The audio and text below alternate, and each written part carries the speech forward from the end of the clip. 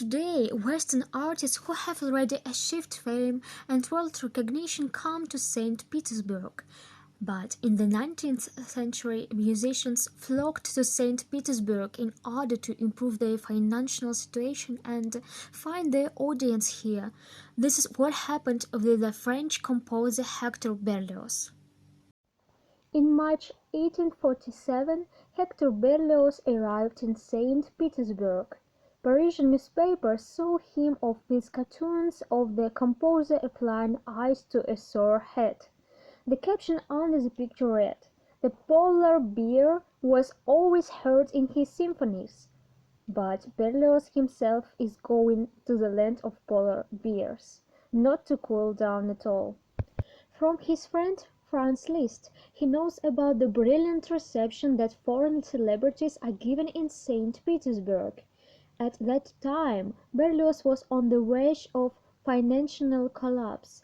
He had to borrow money for the long journey from friends and colleagues. Berlioz had high hopes for his tour in Russia, and it's not in vain. His music was performed in St. Petersburg even before the composer's arrival.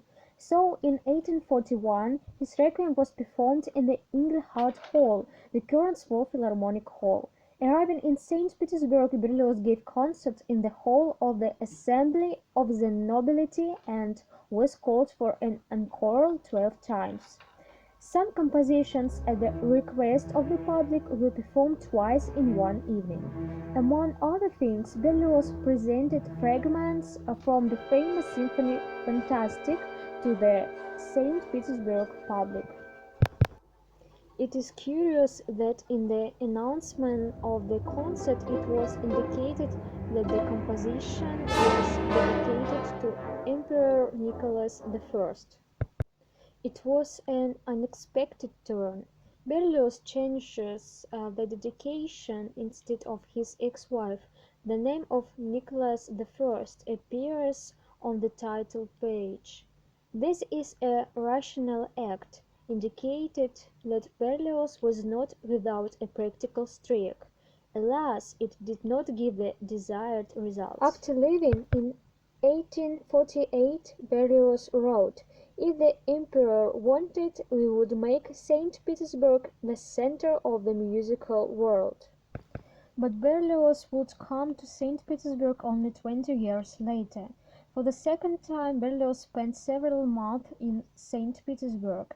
He lived in the palace of Grand Duchess Elena Pavlovna in the current main building of the Russian Museum. His concert in the hall of the Noble Assembly, as for the first time, caused a storm of excitement in society.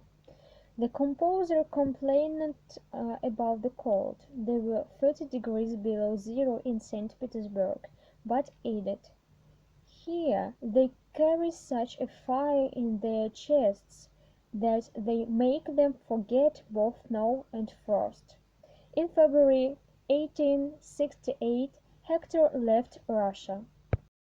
He left his baton as a souvenir, as a pledge of warm friendship, and with the hope that one day he would pick it up again standing in front of the St. Petersburg public. Alas, a year later the composer passed away. But even in Berlioz's French monographs it was emphasized that much earlier than in his homeland his genius was appreciated in distant Russia.